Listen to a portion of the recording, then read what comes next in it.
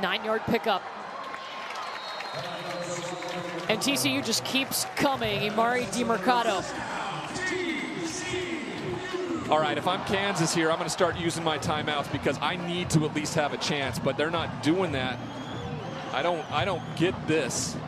Maybe they're just hoping that TCU misses a field goal. I don't like this coaching decision by Lance Leipold.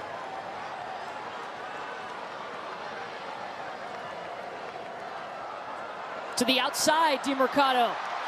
Around the edge, first down, and steps out of bounds. Yeah, TCU having its way. They've rushed for over 300 yards.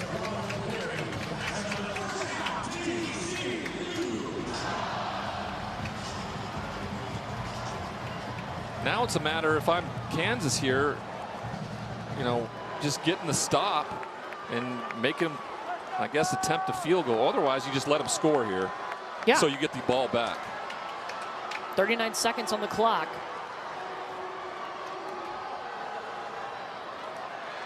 And another great run.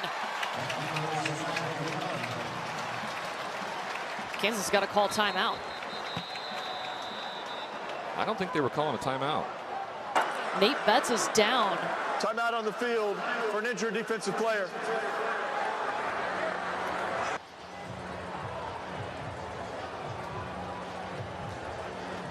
Wow, really interesting. All 3 timeouts for Kansas and not using any of them. Yeah, just I don't think want to extend this game. You know, it's either going to come down to a field goal made or missed, I guess.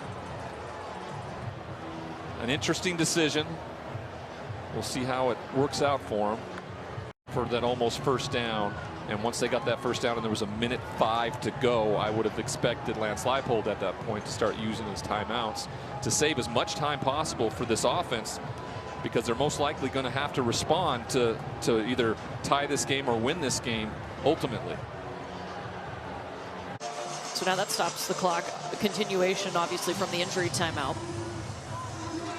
Well, they're having a conversation over there right now that as a defense, you got to let them score. If they run the football, let them go. If I'm on the TCU side of it, I'm saying you explode, and if you get near the goal line, you just go down.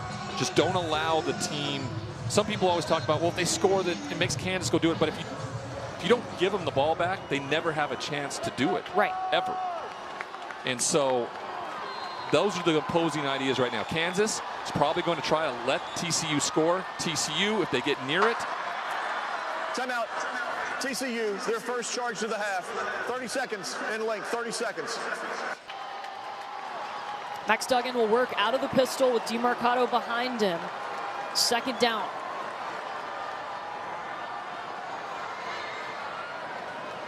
And he's a yard short of the first down. So they didn't let him score. Kansas takes their second charge timeout of the half. 30 seconds in length. I don't know. Different philosophies, right? On what you go do. You maybe believe you can get a stop here on third down, make them kick a field goal, and then something. You're not leaving yourself much time, though. I mean, that's a decision he made to not call a timeout at 1:05. And when you make that decision, that can't influence what you do here and let your pride take over to make a stop.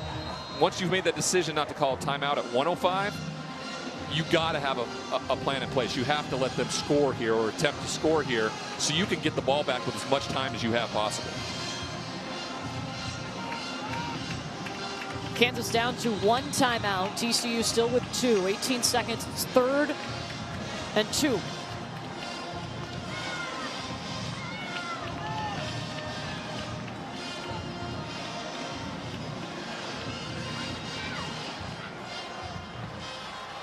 He's just going to take a knee.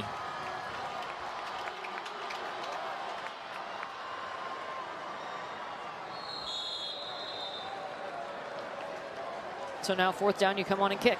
See that? So making that decision before not to let them score, that's going to be extremely meaningful. Kansas calls their third and final charge timeout of the half. 30 seconds in length. Would the game clock operator please put 11 seconds on the clock, please? 11 seconds. How'd that play take 7 seconds? Thank you. I don't know. Yeah. I mean, scamper around there for a second. I don't know. I don't know. This has been a very interesting clock management scenario by both coaches here. Lance Leipold in his first year in the Big 12, and of course Jerry Kill as the interim head coach here at TCU. Sets up the field goal here for Kell. Field goal will take 3 seconds off. Right. You know, essentially 8 seconds. It goes back to not calling the timeout when there was about 1:05 on the clock. Yeah, just the decision made right there with all your timeouts to haven't been in a lot of these games though as a head coach here. Griffin Kell, 25 yards out. It's up and good. TCU has the lead. 6 seconds on the clock. I don't know. You must have a play that you've practiced maybe. You know, it is the big game day. Cal Stanford is playing. There is a band here. Who knows? Oh, goodness. Get ready. You could have one of the calls of the century. Get ready, Courtney. I'm ready. All right. Kansas better be ready. This kickoff coming from Griffin Kell.